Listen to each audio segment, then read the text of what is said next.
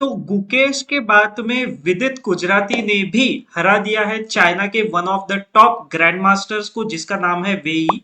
आप देख सकते हो वेई का करंट रेटिंग चल रहा है 2763। गुकेश ने वेई को हराया था चेस ओलंपियाड में, जिसमें इंडिया वर्सेस चाइना था, बोर्ड नंबर 1 पर। और यहाँ पर ये जो अभी लीग चल रहा है ग्लोबल चेस लीग, इसमें विदित ने हरा दिया है वेई को। बहुत ही अमेजिंग गेम हुआ है। विदित के अगेंस्ट वेई ने खेला था सिसिलियन डिफेंस, और विदित ने कैसे सिसिलियन डिफेंस को तोड़ा है वो अभी आज हम लोग देखने वाले हैं। तो विदित ने ऑब्वियसली गेम स्टार्ट किया with the move pawn to E4 C5, क्योंकि सिसिलियन खेलेगा तभी तो विदित तोड़ पाएगा ना। Night F3 D6 pawn to D4, यह है हमारा normal open Sicilian. Pawn takes knight takes, exchange of pawns अभी हमको यहाँ पर देखने मिला। नाइट F6 पॉन पर प्रेशर, तो नाइट टू C3, पॉन को बचाया गया। ये एक बहुत ही नॉर्मल सेटअप है सिसिलियन का। लाखों गेम्स होंगे जो इस फॉर्मेट में खेले जा चुके हैं, और अगर आप लाइक लोकल लेवल्स की भी बात कर लो तो फिर तो मैं बोलूंगा करोड़ों गेम्स है जो इस तरीके से खेले जा चुके हैं सिसिलियन डिफेंस में। पॉन टू A6 ये बन चुका है नाइट ऑफ वेरिएशन, बट ये अभी थोड़ा सा चेंज होने वाला है। Bishop E3 pawn to E5, night वापस चला गया F3 पर। अब यहाँ पर चॉइसेस होती है। चॉइसेस क्या होती है? नाइट B3 पर भी जा सकता है, लेकिन यहाँ पे आई थिंक विदित ने प्रिपेयर किया होगा कि नाइट को F3 पर लेकर जाना चाहिए, और उसी अकॉर्डिंग उसने नाइट को F3 पर खेला। ठीक है।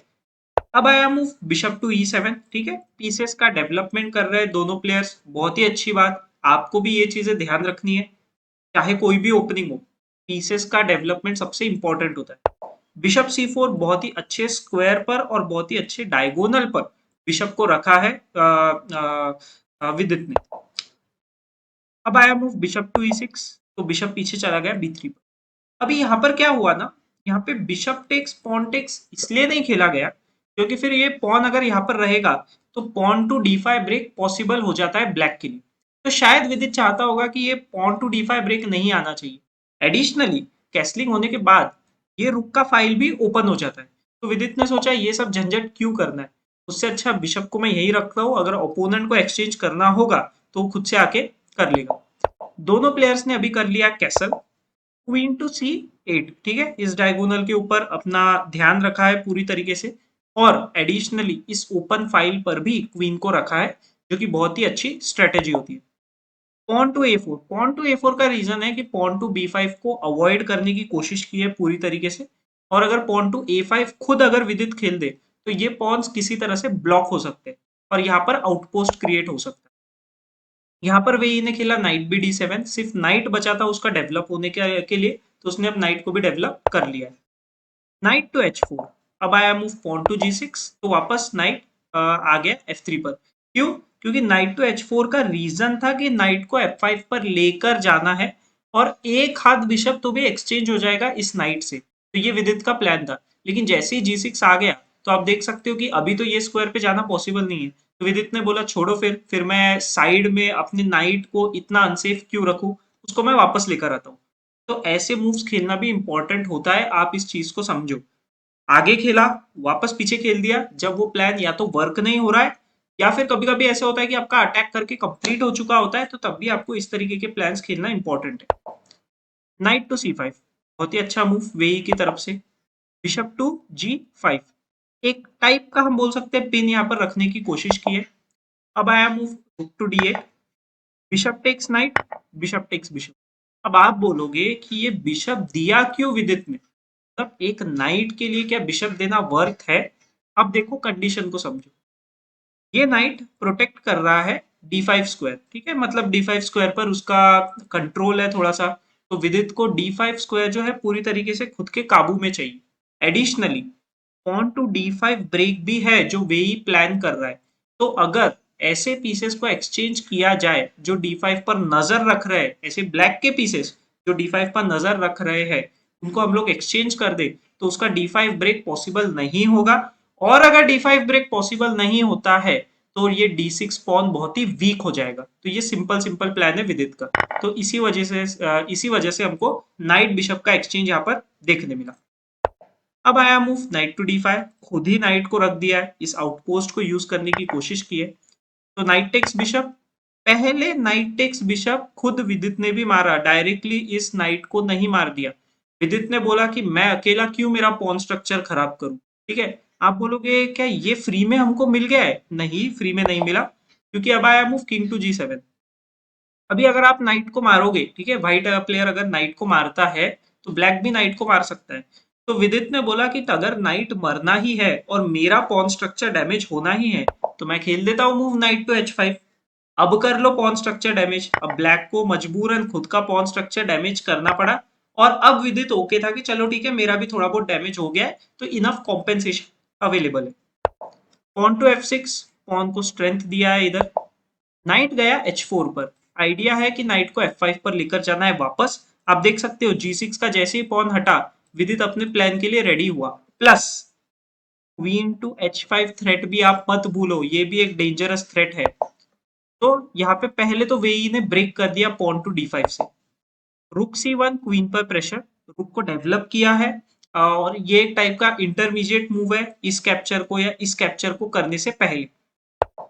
क्वीन d7 हमको देखने मिला, एक्सचेंज ऑफ पॉन्स हमको यहाँ पर देखने मिला। अब आया रुक का चेक। ठीक है, रुक के चेक के बाद यहाँ पर किंग आ गया h6 पर इस पॉन को डिफेंड करने के लिए। क्वीन c1 चेक, और वेई ने ब्लॉक किया क्वीन से। अब विदित ने बोला, अब देखो ये एक बहुत ही क्लासिकल और बहुत ही अच्छा प्लानिंग है। विदित ने सोचा कि अगर मैं क्वीन टेक्स मारता हूं तो रुक आ जाएगा और रुक 7th रैंक पर आ जाएगा। ठीक है, ये सेकंड है लेकिन ब्लैक के लिए तो ये 7th हुआ ना। जैसे व्हाइट के लिए ये 7th रैंक है तो ब्लैक के लिए सेकंड रैंक मतलब 7th की तरह वर्क करता है। ठीक है, आप इतना समझ लो। और अगर ओपोनेंट के रुक 7th रैंक पर आ रहे हैं, मतलब अगर मैं यहाँ से व्हाइट से खेल रहा हूँ तो मैं नहीं चाहूंगा कि ब्लैक के रुक यहाँ पर रहे। मैं लेकिन ये बिल्कुल चाहूंगा कि मेरे रुक यहाँ पर रहे 7th रैंक पर, ताकि मैं इनफ प्रेशर पुट कर पाऊँ। तो विदित ने बोला ठीक है, वैसे भी ये क्वीन तो पिन ही है, तो एक्सचेंज करना है तो ब्लैक खुद ही कर ही देगा। तो विदित ने बोला चलो मैं इस पॉन को पहले मार देता हूँ। एक्सचेंज ऑफ क्वींस भी हमको यहाँ पर देखने मिला, और रुक a to c8, ये रुक जो कुछ भी नहीं कर रहा था उसको भी वेई ने अभी गेम में लाया है। रुक वापस आ गया E1 पर, क्योंकि because of very obvious reason आप इसको नहीं मार सकते। ये आप मारोगे तो डायरेक्ट बैक रैंक से चेकमेट आ रहा है। ठीक है, तो ऑब्वियसली आपको इस टाइम पे तो इसको वापस लाना जरूरी है। Rook to C6, pawn to B4। अब इस पॉन को एक्सचेंज करवाना पड़ेगा क्योंकि यहाँ पे डबल पॉन्स है, और वही यहाँ पे विदित ने किया है। पॉन को यहाँ पर B5 तक पुश कर दिया, और एक्सचेंज ऑफ पॉन्स होने के बाद यहाँ पे भले ही आप कंप्यूटर के थ्रू देख सकते हो कि पोजीशन डेड इक्वल बता रहा है, लेकिन आप अगर ये सोचोगे कि किसके साइड से खेलना यहाँ पे इजी है, तो थोड़ा सा मैं बोलूंगा व्हाइट के साइड से खेलना थोड़ा इजी पड़ता है यहाँ पर। उसका रीजन ये है कि ये जो दो पॉन्स है बहुत ही स्ट्रांग है।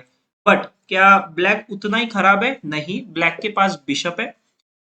बिशप वर्सेस नाइट वाला कंडीशन है, बोर्ड ओपन है, तो डेफिनेटली ब्लैक को भी अच्छे खासे फाइटिंग चांस है। क्या ब्लैक को यहाँ से विनिंग के चांस है? बिल्कुल है। ठीक है, दोनों का यहाँ पर विनिंग चांस इक्वली। अब आया मूव रुक टू C4, तो विदित ने खेल दिया रुक टू B7। रुक पर अटैक था, वापस रुक पर अटैक किया, तो अभी रुक को रख दिया A7 पर। बिशप वापस आ गया D3 पर। थोड़ा सा ये जो रुक यहाँ पर था B6 B5 पर, उसको पूरी तरीके से मिसप्लेस करवा दिया है वेई ने। बहुत ही अच्छी स्ट्रेटेजी। अब ये पॉन काइंड ऑफ हैंगिंग, तो इसीलिए पॉन को पुश कर दिया विदित ने। दोनों रुक्स अभी वेई के आ चुके हैं सेकंड रैंक पर। ठीक है, तो यहाँ पर अभी अटैक होना बहुत ही इजी हो चुका है वेई के लिए। बट विदित ने इनफ कैलकुलेट कर लिया है और उसको पता है कि यहाँ पे इतना कोई प्रॉब्लम नहीं हो रहा है। रुक टू A2, सेम चीज आप नहीं मार सकते क्योंकि ये चेक आके बैक रैंक मेट हो जाएगा। तो बैक रैंक मेट ना बहुत परेशान कर रहा है विदित को, हम ऐसा बोल सकते हैं। पॉन टू E4 आया। अब आया night to F5 check. Night आगे जा रहा है, बट नाइट का प्लान है कि नाइट को यहाँ बैठ जाना है E3 पर। क्यों? ताकि G2 पॉन को प्रोटेक्ट किया जा सके। H4 से भी प्रोटेक्ट हो रहा था, लेकिन अगर आप थोड़ा सा सेंटर साइड रहते हो और वहां से आप थोड़ा सा प्रोटेक्ट करते हो तो थोड़ा सा ना ज्यादा बेटर होता है। इस चीज को आप याद रखो। रुक चला गया A2 पर, पॉन पर प्रेशर, तो सीधा सीधा पॉन को पुश कर दिया। दूसरा रुक आ गया दूसरे पॉन के पीछे, तो ये पॉन्स के पीछे ही पड़ा हुआ है बिल्कुल। अभी रुक को हटना इंपॉर्टेंट था क्योंकि जैसे ही ब्लैक का रुक हटा तो व्हाइट के रुक पर था प्रेशर। रुक टेक्स पॉन, वेई को अपना एक पॉन वापस मिल गया जो उसका खो चुका था। Pawn to H3, pawn to F5। Rook check आया और किंग जैसे ही पीछे गया, ये था मेन मिस्टेक। आप देख सकते हो इवेल्युएशन बार में चेंज। रुक D6 से आया king G7। Correct move as per computer था कि किंग को G5 पर लाए और उसको थोड़ा एक्टिव रखा जाए। अब आप देखो किंग टू G7 होने की वजह से क्या हुआ, रुक C1, किंग F8, रुक टू C7। ठीक है, अभी अगर आपको डबल रुक चेकमेट करना आता है तो आप समझ सकते हो कि ये जो पोजीशन है डबल रुक चेकमेट जैसी ही बनती जा रही है। रुक को रख दिया है B6 पर, किंग यहाँ पर आकर अटैक कर रहा है, रुक टेक्स पॉन आ गया, एक पॉन एक्स्ट्रा और मिल चुका है विदित को।